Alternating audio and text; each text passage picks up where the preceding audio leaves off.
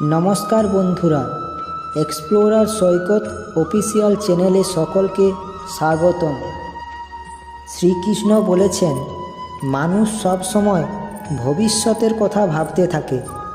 মানুষ স্বপ্ন দেখে যে ভবিষ্যতে সে বড় কিছু হবে বা বড় কিছু করবে।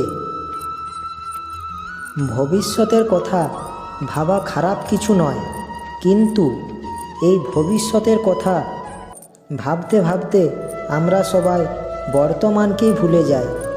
এই বর্তমানকে ভুলে যাওয়াটাই উচিত নয়। শ্রীকৃষ্ণ বলেন, আজ মানে এই বর্তমানকাল খুবই গুরুত্বপূর্ণ। আজ আপনি বর্তমানে যাই হন না কেন, সেটা এমন কেন? কারণ কি?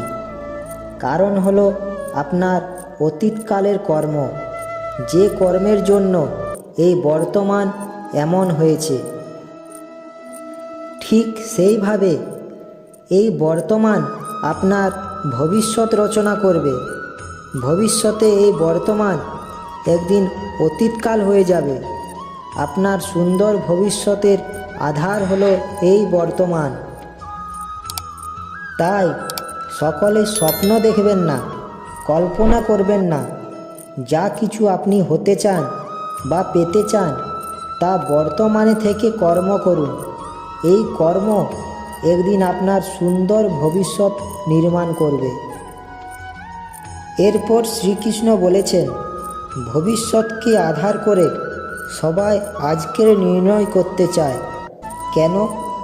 কারণ যে ভবিষ্যতে সুখ লাভ হবে, ভবিষ্যৎ সুরক্ষিত হবে, এমন নির্ণয় আজ করতে থাকে সবাই। আপনি নিজের জীবনেই দেখুন, আপনার অধিকতর নির্ণয়ের মূলে ভবিষ্যতে চিন্তা থাকে না।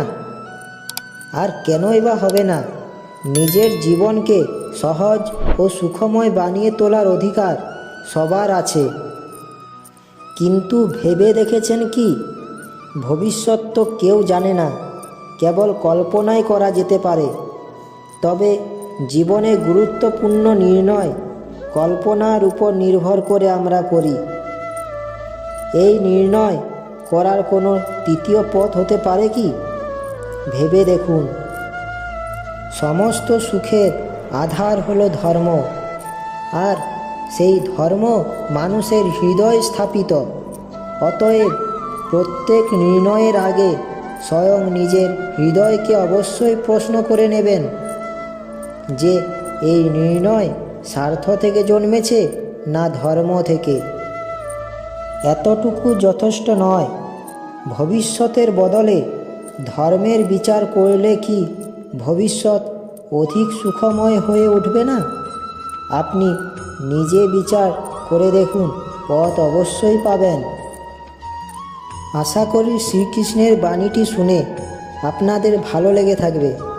শ্রীকৃষ্ণের বাণীটি যদি ভালো লাগে, একটি লাইক অবশ্যই করবেন ও এরকম ভিডিও দেখতে চ্যানেলটি সাবস্ক্রাইব করে পাশে থাকা বেল আইকনটি ক্লিক করবেন ও সকলের সঙ্গে ভিডিওটি শেয়ার করতে ভুলবেন না যেন।